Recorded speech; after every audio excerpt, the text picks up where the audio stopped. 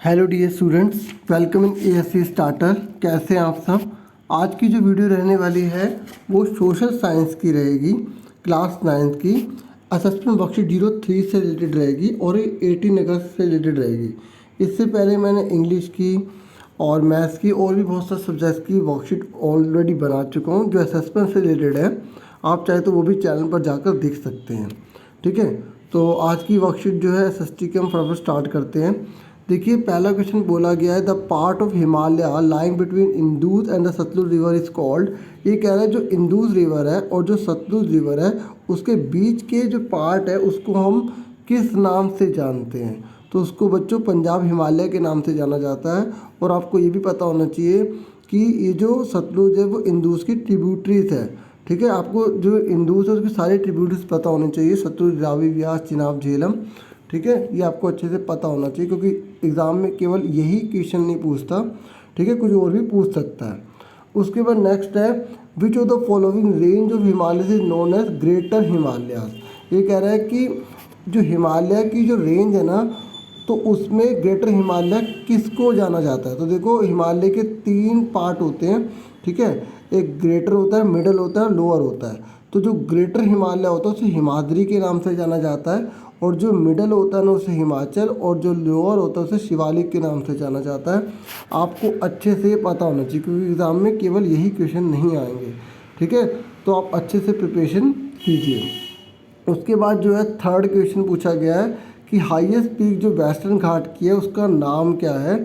तो इसको मैप में भी अच्छे से कर लेना क्योंकि मैप में बहुत बार फिल करने के लिए आता है अनाईमुड़ी। ठीक है, तो इसका सीधा आंसर मैं पढ़ दूँ। और ये एवरेज जो है ना ये पूरे वर्ल्ड की है सबसे ऊंची चोटी, ये घाट की नहीं है किसी। वेस्टर्न घाट की पूछ रहे हैं तो आपको अनाईमुड़ी बताना है। ठीक है, उसके बाद जो है फोर्थ क्वेश्चन देख लेते हैं। फोर्थ क्वेश्चन बोला गया है the plains form by the deposition of older alluvial which resemble terrace like structure is called. ये देखो, अगर यहाँ पर ना एल्यूवियल जो सोइल है उसका ओल्डर पार्ट के बारे में बोल रहा है। ठीक है, तो अगर ओल्डर बोलता है तो वो भांगर है, अगर वो न्यू बोलता है तो हम उसको जो है खादर बोलते हैं। याद रखना, भांगर है यहाँ पर। ठीक है, ओल्डर एल्यूवियम के बारे में बोल रहा है, एल्यूवियल भी बोलते हैं इसको। ठीक है, अगर उसके बारे में बात कर रहा है और उसका टेरेस बन रहा है मतलब उसकी जो एक समतल ज़मीन सी बन रही है, तो अगर वो ओल्ड का बोल रहा है तो वो भांगर है और अगर वो न्यू का बोलता है तो वो खादर होता। ठीक है, इसलिए मैंने ये डार्क कर ही रखी है, आपको किसी प्रकार की कन्फ्यूज़न नहीं होगी। और एक रिक्वेस्ट है कि प्लीज़ वीडियो को पूरा देखा करो। ठीक है, इतनी मेहनत लगती है, अगर आप थोड़ा सा भी नहीं देखोगे तो कैसे बात बनेगी। थोड़ा नहीं मतलब पूरा ही देखो, थोड़ा देखोगे तो बात नहीं बनेगी। तो ये फोर्थ क्वेश्चन हो गया, आगे देखते हैं। उसके बाद नेक्स्ट क्वेश्चन है, यहाँ पर फिर पूछा गया है which of the following structure is made up by the deposition of volcanic material. ये कह रहा है कि जो वॉल्केनो होता है ना, आपने देखा होगा, ठीक है, टीवी में देखा होगा, तो उसके से जो मटेरियल निकलता है ना तो जो ज़मीन बनती है उसका क्या नाम है।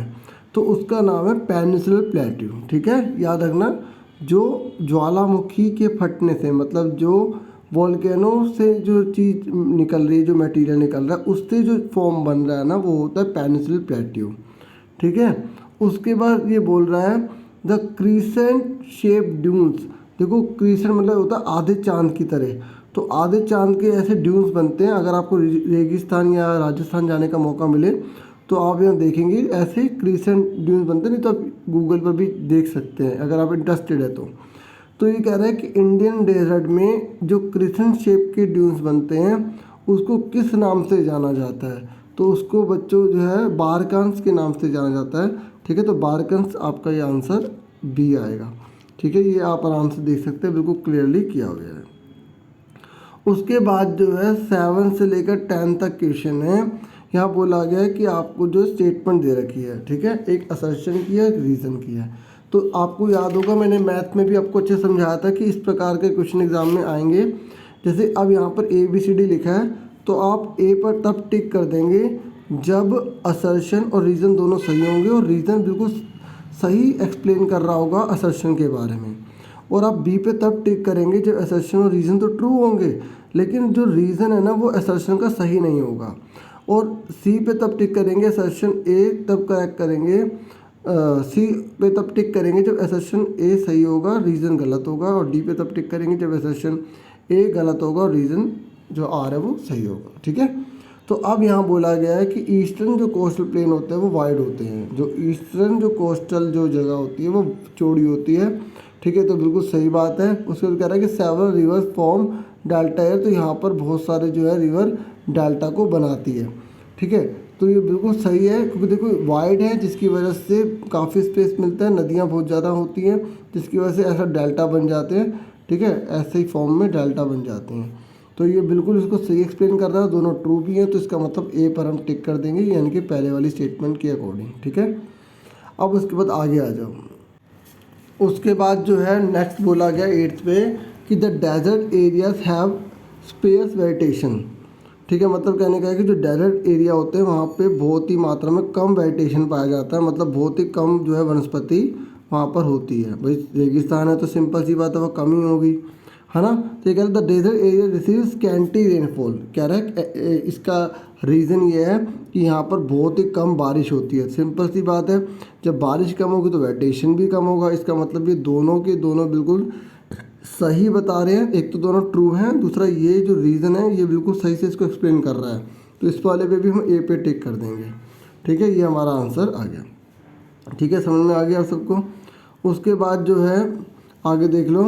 उसके बाद जो है नाइन्थ में बोल रहा है the northern plain of India is densely populated area. ये कह रहा है जो नॉर्थन प्लेन है ना वो उस पर बहुत ज़्यादा पॉपुलेशन है। नॉर्थन प्लेन पता है क्या है, जिसमें पंजाब, हरियाणा, यूपी, ठीक है, दिल्ली, ये जो एरिया ना सब नॉर्थन प्लेन में आते हैं। तो यहाँ पर है ना बहुत ज़्यादा जनसंख्या, है ना, तो ये तो ट्रू है। फिर क्या कह रहा है the northern plain of India is flat and form by the alluvium brought by the river. ये कह रहा है क्योंकि एल्यूवियम जो मिट्टी है ना, एल्यूवियम मतलब जलोढ़ मिट्टी, तो ये उसके द्वारा बने हैं और फ्लैट है, जिसकी वजह से यहाँ पे जनसंख्या बहुत ज़्यादा है। देखो आप जिस जगह जैसे दिल्ली में रह रहे हैं, पंजाब, हरियाणा, यूपी में रह रहे हैं, तो यहाँ पर जो ज़मीन जो है वो जलोढ़ मिट्टी पर ही से ही बनी है। ठीक है, और ये फ्लैट भी है, जिसकी वजह से यहाँ पेड़ पौधे, ज़मीन, मकान, बिल्डिंग बहुत से आसानी से बन सकती है। तो इसका मतलब ये वाला जो रीज़न है बिल्कुल सही बता रहा है इसके बारे में कि भाई जनसंख्या इसलिए ज़्यादा है क्योंकि वो फ्लैट है। तो इसलिए बिल्कुल सही एक्सप्लेन कर रहा है, तो इसका भी आंसर ए आ जाएगा। फिर उसके बाद 10th है, कह रहा है the plateau area of India is very rich in mineral deposits. देखो मैंने अभी आपको बताया था कि जो ज्वालामुखी होते हैं उससे जो है प्लेटू वगैरह बनते हैं, तो उसके अंदर मिनरल्स तो पाए जाएंगे। तो ये कह रहा है, अब आगे कह रहा है कि it is form by the deposition of alluvium brought by the river. देखो बिल्कुल गलत है। मैंने अभी आपको बताया था कि जो ज्वालामुखी होते हैं, जो वॉल्केनो होते हैं, उससे ही निकल कर जो है ये बनते, तो वो सारे के सारे काली मिट्टी होती है, ब्लैक सॉइल होती है। और जबकि यहाँ बोल रहा है कि जो प्लेटू है ना वो एल्यूवियम सॉइल से बने हैं, ये गलत है। ये रीज़न तो बिल्कुल गलत है, तो ये बिल्कुल ठीक है। तो इसका मतलब हम किस पर टिक कर देंगे, हम सी पर कर देंगे, क्योंकि इसमें असर्शन करेक्ट है, रीज़न बिल्कुल गलत है। ठीक है, इस तरीके से पूरी वर्कशीट हो गई। मुझे पूरी उम्मीद है आपको समझ में आ गई होगी। चैनल को प्लीज़ लाइक, शेयर, सब्सक्राइब जरूर कीजिएगा। ठीक है, इतना तो बनता ही है। और आपसे फिर मिलेंगे नेक्स्ट वीडियो में। Thank you for watching and listening carefully. Take care yourself dear students.